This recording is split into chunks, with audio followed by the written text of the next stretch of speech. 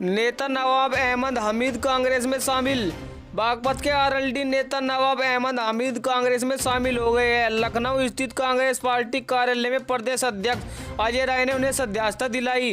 कांग्रेस में शामिल होने से पहले नवाब अहमद आरएलडी के राष्ट्रीय सचिव थे। नवाब हमीद के पिता कोकाब हमीद 5 बार विधायक और 1 बार मंत्री रह चुके हैं। नवाब परिवार की बागपत सहित आसपास के जिलों में मुस्लिम व राजपूत समुदाय पर अच्छी पकड़ मानी जाती है। छत्तीसगढ़ विधानसभा चुनाव की नई लिस्ट जारी। छत्तीसगढ़ विधानसभा चुनाव के लिए बीजेपी की नई लिस्ट जारी हो गई है। इस लिस्ट में 64 उम्मीदवारों के नाम की घोषणा हुई है। बीजेपी प्रदेश अध्यक्ष अरुण साव लोरामी से चुनाव लड़ेंगे। सांसद रेणुका सिंह भरतपुर सोनाथ से, विष्णुदेव साय कनुकरी सांसद गोमिता साय पथलाव गांव से और रामदयाल उइके पाली तानखार से चुनाव लड़ेंगे।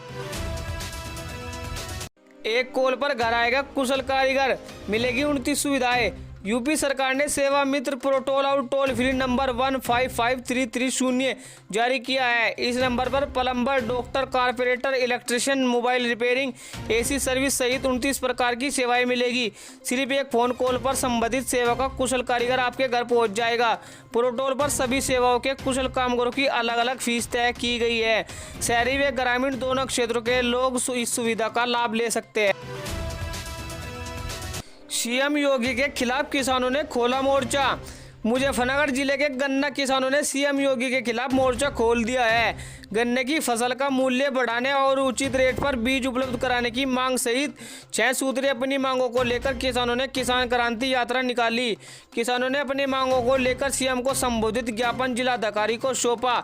किसानों को कहना है कि अगर उनकी समस्याओं का समाधान नहीं किया गया तो वह बड़ा आंदोलन करेंगे। नाबालिग छात्रा का गैंगरेप। हापुड़ के एक होटल में नाबालिग छात्र से 3 युवकों ने गैंगरेप किया है।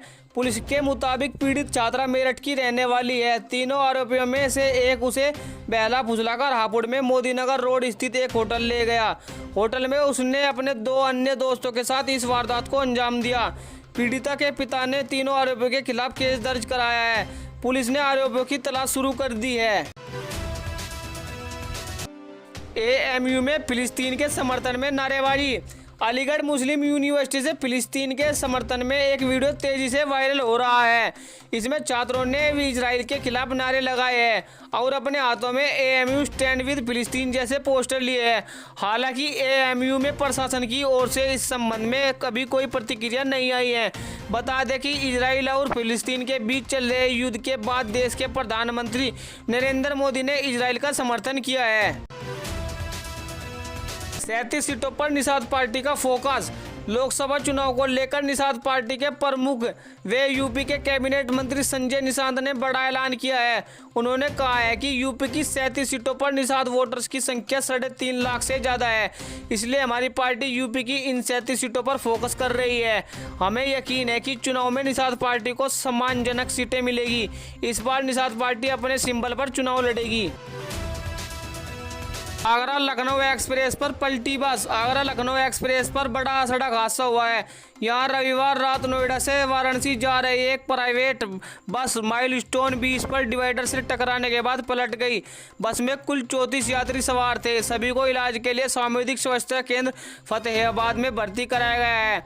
इनमें 9 लोगों की हालत गंभीर बनी हुई है। घायलों में दिल्ली, गाजियाबाद, वाराणसी, मिर्जापुर और प्रयागराज के यात्री शामिल है।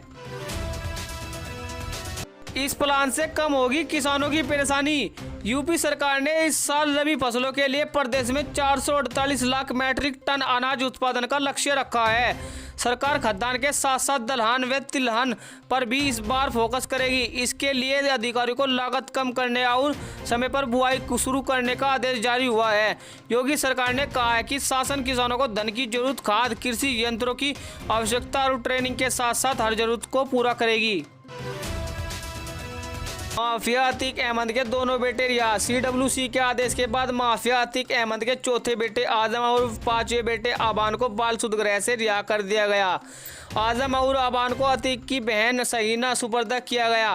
प्रयागराज में हुए उमेश पाल हत्याकांड मामले में अहमद और आजम को बाल सुधगृह में रखा गया था। वारदात के समय दोनों बेटा नाबालिग होने की वजह से उन्हें जेल नहीं भेजा गया था। हालांकि 5 अक्टूबर को आजम बालिग हो गया है।